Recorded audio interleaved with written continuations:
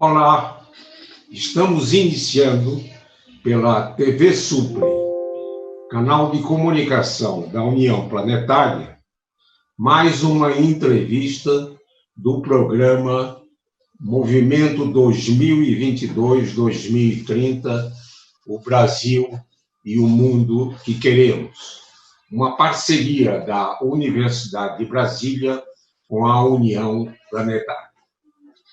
Hoje teremos o privilégio de conversar com o professor Marcos Antônio Rodrigo Dias. Vamos revisitar a formação do nosso convidado e suas atividades como jornalista. Vamos também revisitar suas atividades na Universidade de Brasília e no exterior, principalmente em Paris, na área de ensino superior da Unesco.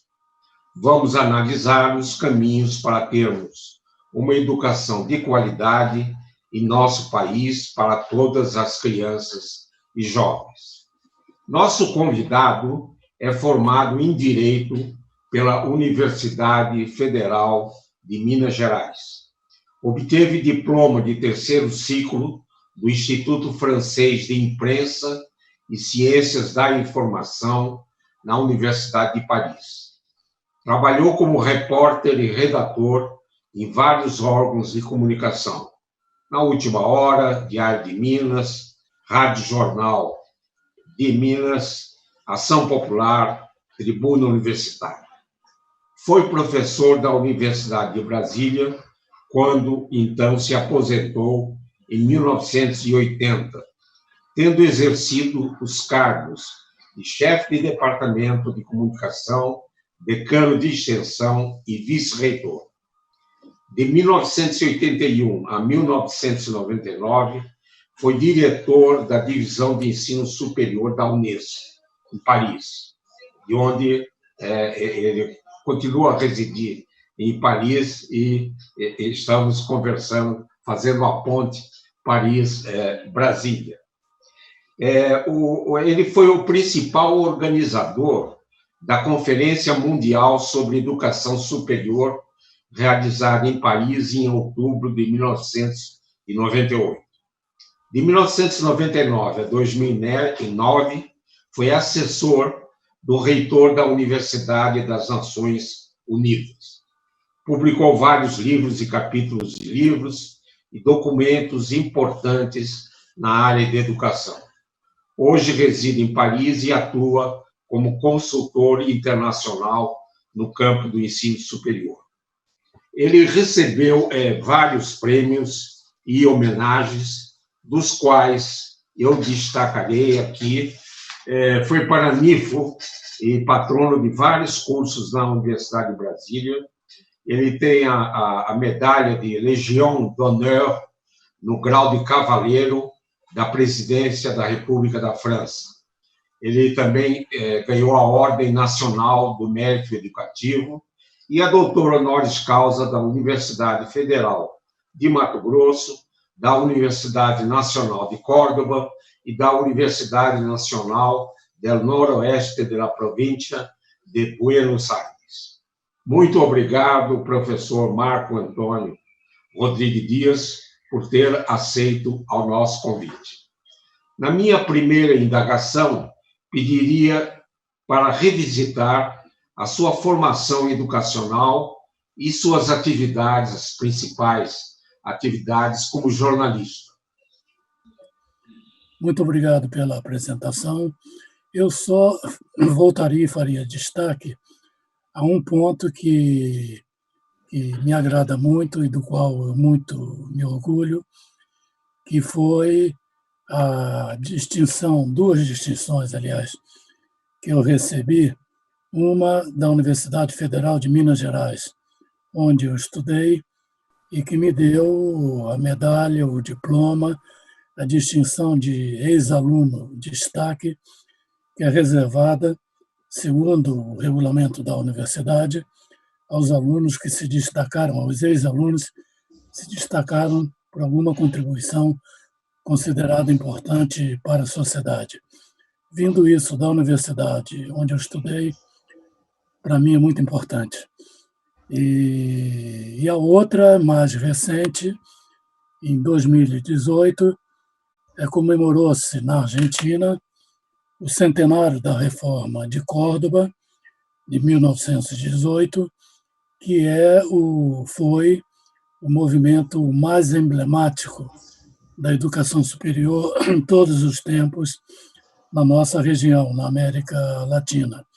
Foi a Reforma de Córdoba que lançou, primeiro, que rompeu com o dogmatismo, que se opôs ao autoritarismo, que defendeu as liberdades acadêmicas, que deu início de força a atividades de extensão na região como vínculo entre a universidade e a sociedade. E essa reforma, que começou na Argentina, se estendeu a todo o continente. No Brasil, chegou atrasado. A Reforma de Córdoba era a bandeira que nós, estudantes, utilizávamos no início dos anos 60 para pedir uma reforma da universidade brasileira. E então, em resumo, toda pessoa que trabalha com políticas universitárias, todos os pesquisadores sobre educação superior sabem o que representa Córdoba no imaginário da América Latina, digamos.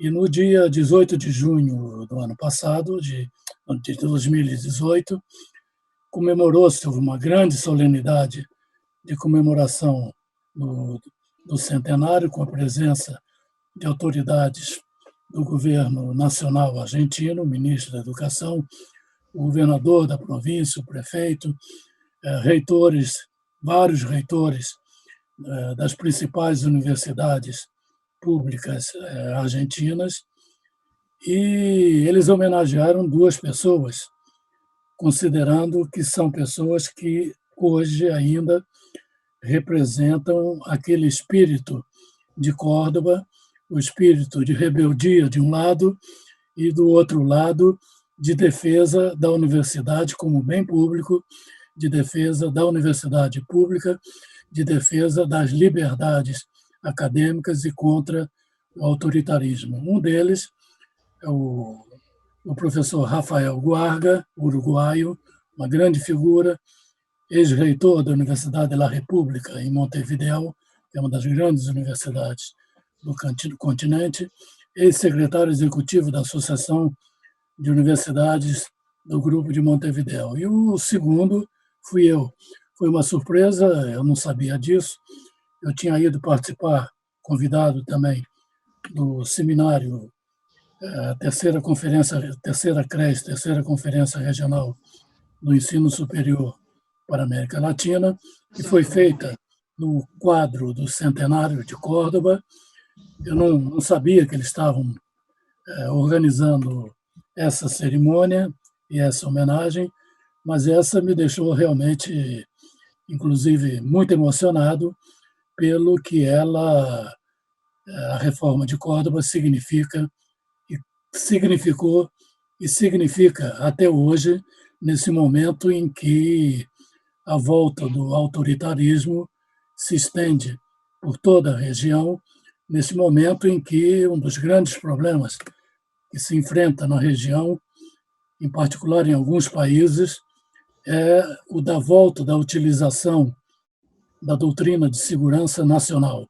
Sem dizer, voltam a utilizar aqueles princípios de que quem não está conosco é contra nós, e quem não está conosco quer dizer quem não está a favor do obscurantismo, quem não está a favor da violência, quem não está a favor do autoritarismo, deve ser identificado e deve ser eliminado.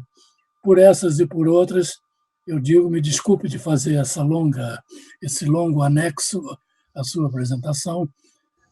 Eu me senti emocionado e chamo a atenção para isso. Bom, quanto ao problema do jornalismo, vou tentar, em breves palavras, dizer o seguinte: eu fiz um percurso diferente de muitos jornalistas mineiros que saíram de Minas, iam para o Rio, foram para o Rio e, a partir de um certo momento, começaram a sair de Minas para ir para São Paulo. Eu sou carioca, eu fui do Rio para Belo Horizonte em 1959. Em 59, a Universidade Católica, hoje PUC, de Minas Gerais, junto com o jornal O Diário, eles organizaram um curso prático de jornalismo. Eu me inscrevi, participei, e eles, no final, o jornal aproveitou 3 dos alunos do curso como jornalistas. Assim eu iniciei a minha carreira. Não tinha um curso, uma graduação em jornalismo, que naquela época no país todo havia 2 ou 3, no máximo, mas através desse curso, que era um curso de extensão da Universidade Católica e do jornal, eu fui aproveitado e tive uma carreira muito rápida e muito intensa. Eu comecei trabalhando no Diário. Um ano depois, a Última Hora lançou uma edição mineira, procurou reunir uma equipe dinâmica. Eu fui para a Última Hora. Um ano depois, criou-se um jornal em Belo Horizonte, Correio de Minas, sob a direção de redação do Rui de Almeida, um jornalista dos mais importantes de Minas Gerais, e eu fui para o Correio de Minas. No ano seguinte, houve uma reforma no Diário de Minas, me levaram para o Diário de Minas. Em fim de 63, 64, eu era muito jovem ainda. Me ausentei de Minas 3 meses e fui a Brasília, onde trabalhei como assessor parlamentar do ministro da Educação, Paulo de Tarso Santos, que montou uma equipe da qual faziam parte Paulo Freire, foi quando se lançou a campanha de alfabetização, Betinho, o famoso Betinho da campanha da fome, Ferreira Goulart e vários outros. Eu era das figuras mais obscuras, simplesmente eu era muito novo e estava começando minha vida, vamos dizer. Mas ali tive 3 meses, foram 3 meses também que eu aprendi muito, principalmente com figuras como Paulo Freire, com quem eu convivi durante esses 3 meses diariamente. E no final, quando voltei para Belo Horizonte, final de 63, o professor Edgar da Mata Machado, um líder católico de prestígio, que depois foi deputado federal de oposição à ditadura militar, o Edgar da Mata Machado era secretário do Trabalho e me convidou para assumir a direção de um jornal, Folha de Minas, que era um jornal do Estado, um jornal que estava numa situação muito difícil, e eu assumi a direção, reformamos, montamos uma equipe, reformamos o jornal e elaboramos um projeto para transformá-lo em jornal laboratório do curso de jornalismo da Universidade Federal de Minas Gerais. Era a reitora Luísa Pimenta. O projeto contava com o apoio de Darcy Ribeiro, mas em abril de 64, tudo isso se acabou. No dia 1º de abril de 64, eu telefonei para o jornal, mandei tirar meu nome do expediente, do qual eu era diretor, e não voltei mais lá, por razões óbvias. Então, e nesse período, então, quando eu saí, e eu estava numa lista, em 1964, para ser eliminado, não tinha condições de ficar em Belo Horizonte, fui para São Paulo, onde trabalhei um pouco como advogado, mas principalmente eu fui abrigado no jornal Última Hora, que era talvez o único jornal de oposição à ditadura militar, em São Paulo, pelo menos, naquele momento. Então, foi uma carreira muito rápida, digamos, mas muito intensa. Em 66, eu fui para Paris, vim para Paris. Entre 66 e 68 fiz um curso de terceiro ciclo no Instituto Francês de Imprensa da Universidade de Paris, e ao voltar eu assumi a direção de uma estação de rádio em Belo Horizonte, a Rádio Jornal de Minas, que pertencia à Arquidiocese de Belo Horizonte. Fui convidado por Dom Serafim Fernandes de Araújo. E até que, em março de 70, eu fui contratado pela Universidade de Brasília. O jornalismo, então, foi um período muito intenso, muito forte, e num período de grandes dificuldades. Os primeiros anos da década de 60, muito intensos. Eu, inclusive, participava ao mesmo tempo, participava do movimento estudantil, era membro do Sindicato dos Jornalistas, fui um dos líderes de uma greve histórica dos jornalistas em Minas em 1962, e trabalhei em vários jornais, na juventude, na época, muita saúde, muita força, muita energia, e defendendo já naquela época as ideias de liberdade, de tentativa de construção de um país melhor. Então, em março de 70, eu fui para o UNB. Como que eu cheguei na UNB? A UNB tinha um curso de comunicação que fora criado pouco depois da sua criação por Pompeu de Souza, que tinha um projeto extraordinário, mas que era um sonho que não chegou a se transformar em realidade, porque com a invasão da universidade em 64, com a demissão da maioria dos professores logo em 65, esse projeto não pôde ir adiante. O curso de comunicação começou a vegetar, e enquanto outros depois foram mais ou menos se recompondo, o de comunicação não acertava, e tinham praticamente a direção da universidade estava com a decisão praticamente pronta de fechar o curso de comunicação. Isso as novas gerações hoje não conhecem. Em 1969, José Salomão tinha dado meu nome aí na universidade, e em 69, em agosto, setembro, Alain Vigiano, que é um membro da Academia Brasiliense de Letras, que na época trabalhava como assessor de imprensa da reitoria, informou o reitor, que era de Minas Gerais, Caio Benjamin Dias, e o vice-reitor, como é que eu vou definir? Bom, o vice-reitor da época, capitão de corveta, que depois virou capitão de mar e guerra, informou que em Minas tinha alguém que tinha chegado recentemente de Paris, com uma pós-graduação em comunicação. Me chamaram, eu fui a Brasília, não aceitei, vim para Brasília imediatamente, falei ao reitor que eu não queria chegar, e uma semana depois, um coronel qualquer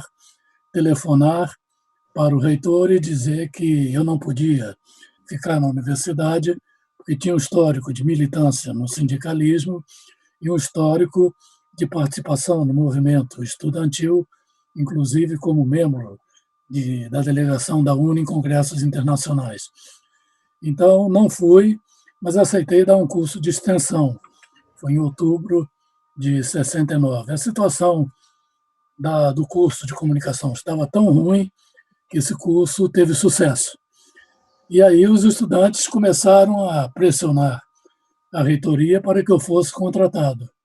E aí insistiram, eu voltei à universidade, disse de novo ao reitor Caio Benjamin e ao vice-reitor, então capitão de corveta, que eu tinha um histórico,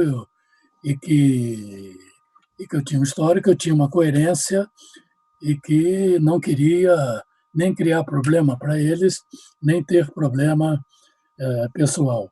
Mas insistiram, funcionou, eu acabei aceitando. Em março de 70, eu fui para a universidade.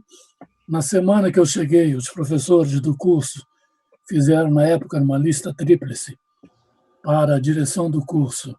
Eu fui incluído, fui nomeado no mesmo dia, e o reitor, Caio Benjamin Dias, na época, deu uma força muito grande. Conseguimos montar uma equipe, muitos ou alguns ainda estão por aí, alguns aposentados, mas seguem em Brasília, como Salomão Amorim, como Vinícius Arthur de Lima, como Sérgio Porto e outros. E o curso, em pouco tempo, passou, o curso que estava para ser fechado, passou a ser considerado um dos melhores do Brasil. E foi uma coisa interessante como experiência. O diferencial que houve no curso de comunicação é que o entrosamento entre os professores e os alunos era muito grande. Os alunos, que eram os mais rebeldes da universidade até aquela época, passaram a participar sem perder as suas ideias, sua defesa, evidentemente, de princípios democráticos e libertários, mas sentiam-se realizados naquele ambiente. E o resultado disso foi que, em 1972, o reitor Amadeu Cury me chamou e me convidou para ser decano de assuntos comunitários. Bom, decano de assuntos comunitários era, na época, aquele elemento na reitoria que cuidava do problema estudantil, desde alojamento a restaurante, mas principalmente da aplicação do Decreto-Lei 477 e de contato com os órgãos de segurança. E, evidentemente, foi uma situação para mim muito difícil. Eu respondi ao reitor que lamentava, mas esse cargo eu não podia aceitar. Não podia aceitar por uma razão muito simples. Me lembro como se fosse hoje, eu dizendo ao Dr. Cury, se um dia um estudante qualquer for submetido a pressões e um órgão de segurança exigir sua punição ou sua demissão, eu verei nesse estudante o que eu era uma década atrás, quando eu era estudante. Então, esse cargo eu não podia exercer. Bom, saí dali, cheguei em casa e falei para minha mulher: é melhor que façamos as malas, não vou ter mais condições de trabalhar na universidade. E, em realidade, uns 10 dias depois, o reitor Cury me chama de novo e me diz: escuta, eu estive pensando, o vice-reitor cruzou comigo num corredor e falou: não, esse cargo é muito delicado, e se a pessoa tem restrições, como é o seu caso, realmente não deve ocupar. Mas o Cury me chamou, o reitor Cury me chamou e falou: eu tenho uma proposta a fazer a você, que é de assumir o decanato de extensão. Bom, ali eu respondi imediatamente: o senhor está me deixando constrangido, eu realmente não queria assumir decanato, chegar ao nível de reitoria, mas essa proposta eu não posso recusar. A extensão poderia permitir exatamente um trabalho diferenciado de ligação da universidade com a sociedade. Assumi, então, em maio de 72, o decanato de extensão. Se vocês olharem as estatísticas nos relatórios da universidade, a partir de 73, as atividades aumentaram de maneira exponencial, o número de participantes era um crescimento incrível, não era muito, como é que se diz? Bom, era um crescimento muito grande e passou-se regulamentamos a atividade de extensão. Em alguns casos, os alunos que participassem de certas atividades, que tivessem um certo controle, que preenchesse uma série de critérios, valeriam como crédito para os cursos de graduação. Não sei se isso hoje ainda funciona na UNB. Não funciona. O campo, isso vem dessa época. Foi um regulamento que nós preparamos, que eu preparei na Câmara de Extensão e que o Dr. Cury assinou. O campus avançado, que era a Universidade de Brasília, tinha Barra do Garças, que muita gente dizia que era um instrumento dos militares para dominar os estudantes. O campus avançado da UNB se transformou. Os diretores, na época, eram o professor Quincas, que está por aí, a professora Dalgisa, da História, que está por aí também, seguramente aposentada, e deu-se ao campus uma atuação que fez com que o campus de Brasília, em Aragaça, Barra do Garça, fosse realmente um instrumento para os estudantes conhecerem melhor a realidade brasileira, sentirem o que é a vida no interior, a vida longínqua, o que é a diferença entre as grandes cidades e o país profundo, e a situação de pobreza, de miséria do povo. E foi, então, contato os estudantes tinham com as comunidades indígenas naquela região. Foi, então, um instrumento muito grande. E projetos, alguns se desenvolveram, como eu sempre dou como exemplo, um projeto de medicina comunitária em Sobradinho,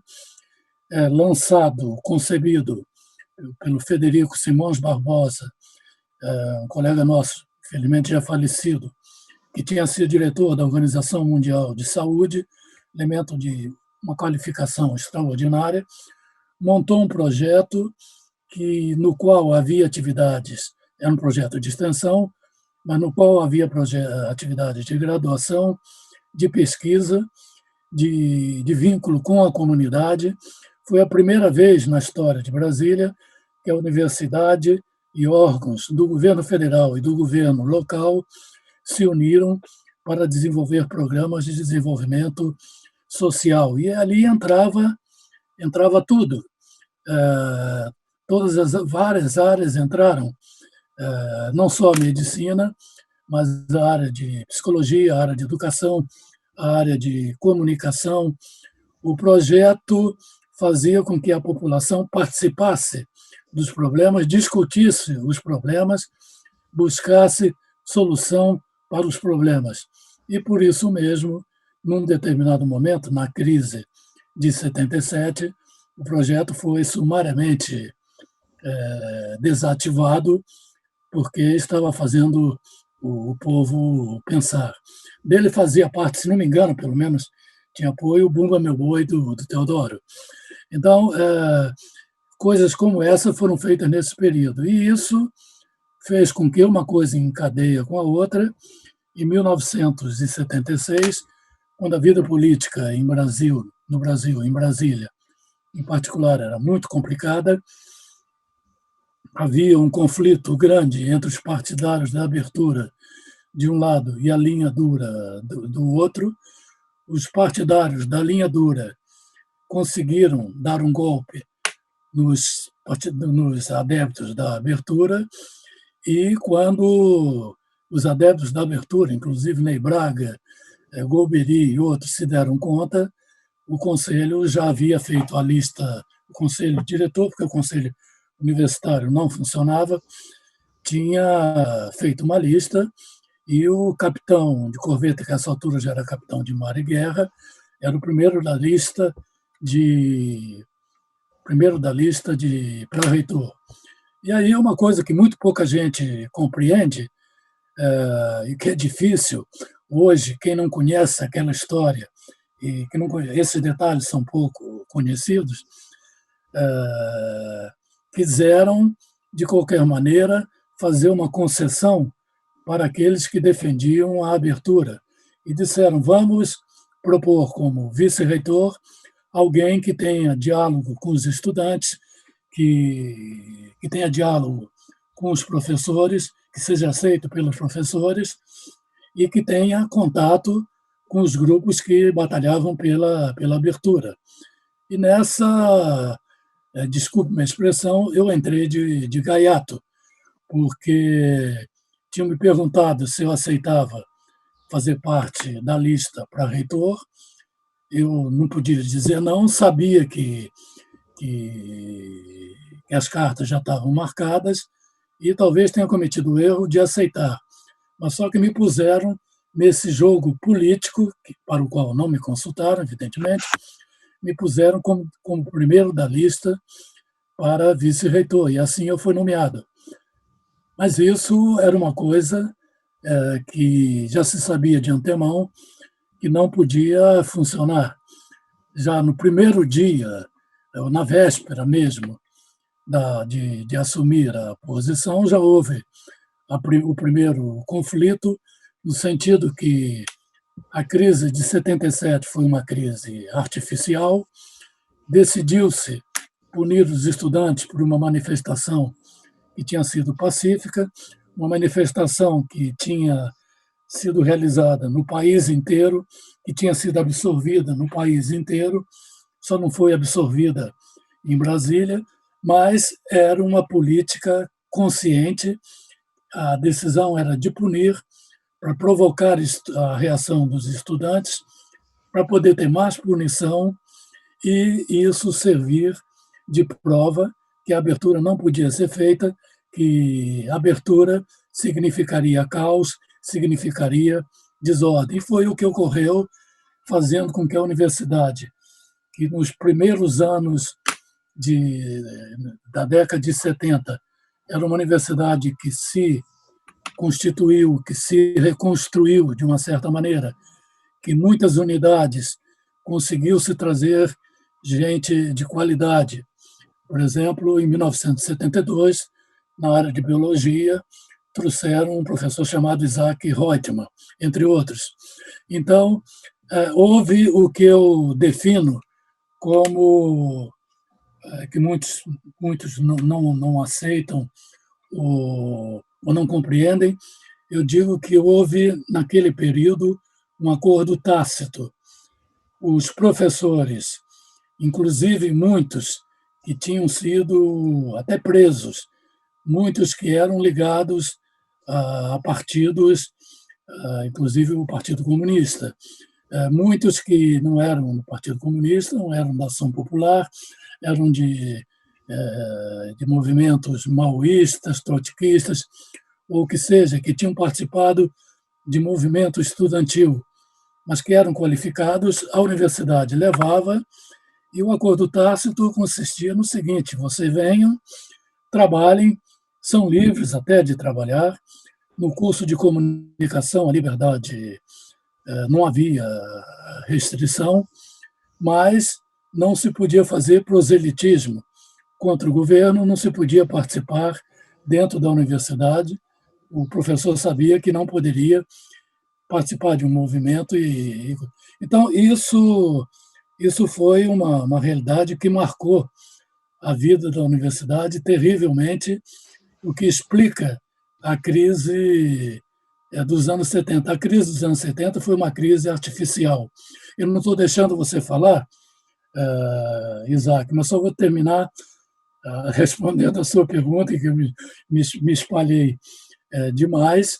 Isso, o cume, digamos, dessa história foi a segunda reunião do Conselho Universitário, em 1977.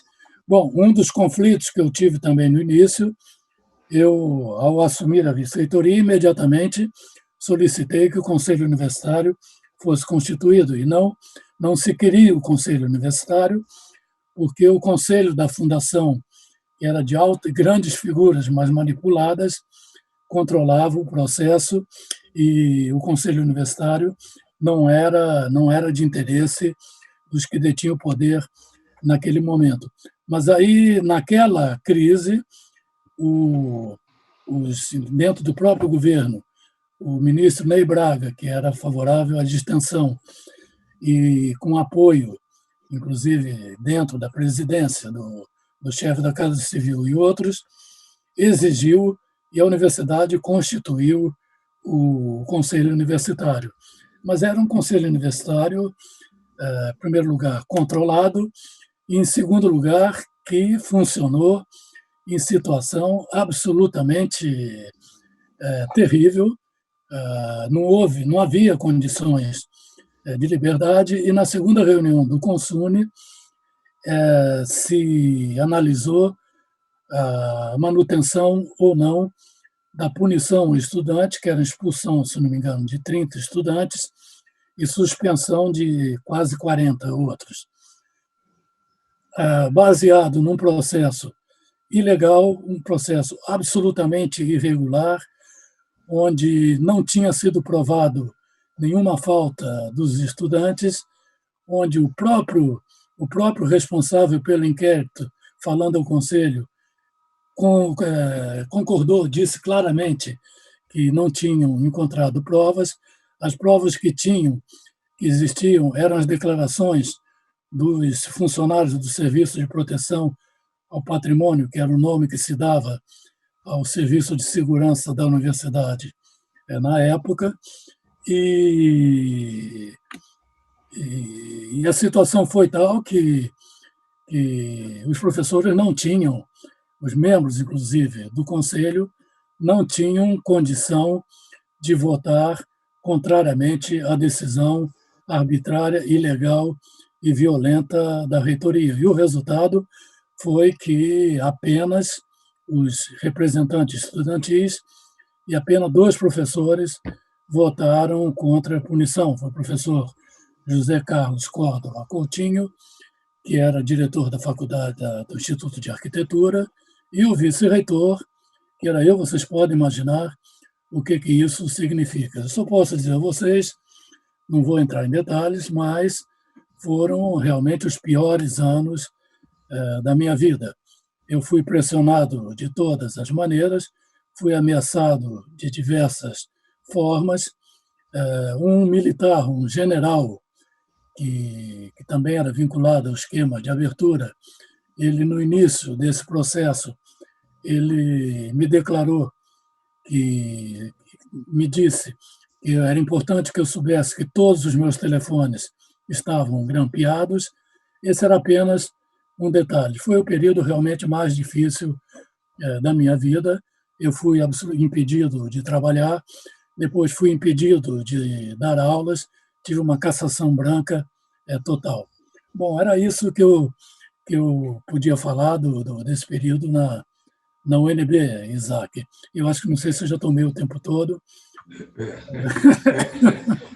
Professor Marco Antônio, infelizmente nós já ultrapassamos o tempo previsto para essa entrevista, e eu queria propor um pacto, né?